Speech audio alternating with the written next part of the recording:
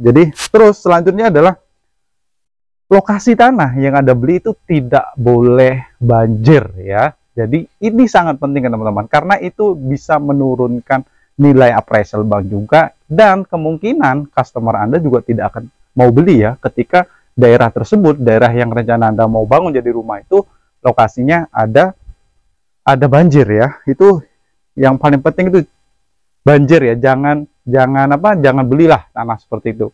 Walaupun kalau misalnya ada genangan gimana Bung Nafi? Iya, kalau genangannya itu ada salurannya nggak apa-apa. Artinya genangannya itu bisa hilang karena ada salurannya ya. Terus yang paling penting adalah jalan ya. Jadi teman-teman, ketika teman-teman nanti membangun suatu perumahan 1 sampai 4 kapling untuk pemula ya. Jadi jalannya harus relatif bagus teman-teman. Jangan sampai ketika customer Anda survei, dia mau melihat rumah Anda, ternyata jalannya tidak bisa dilewati oleh mobil misalnya, atau motor nggak bisa lewat misalnya.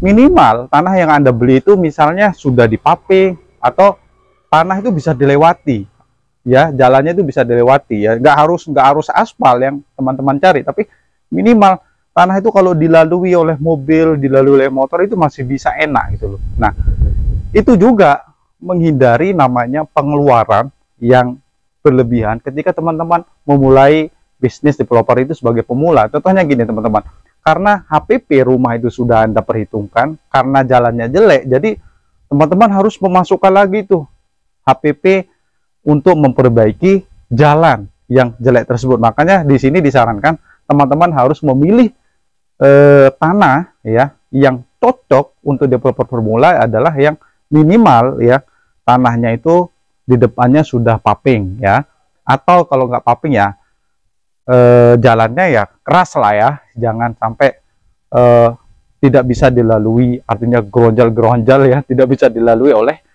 mobil atau motor. Nah, terus teman-teman yang perlu Anda perhatikan adalah elevasi daripada tanah tersebut. Jadi jangan sampai jalannya lebih tinggi daripada elevasi tanahnya. Terus bagaimana dengan jalan, bagaimana dengan tanah yang bekas tambak ya, yang biasanya itu di bekas-bekas tambak itu lumayan dalam ya teman-teman. Jadi itu juga dihindari, karena itu Anda harus menguruk dan itu butuh biaya. Jadi kalau saya sarankan untuk pemula, untuk memulai bisnis developer, saya sarankan teman-teman mencari tanah ya yang elevasinya minimal sejajar atau tidak jauh dari elevasi tanah dengan jalannya, karena itu akan berdampak nanti ketika teman-teman membangun, karena perlu ada pengurukan, pematangan, terus ada perlu pengeringan, pemadatan, baru Anda membangun suatu fondasi di dalam rumah tersebut. Kalau saya secara pribadi tidak pernah menyarankan Anda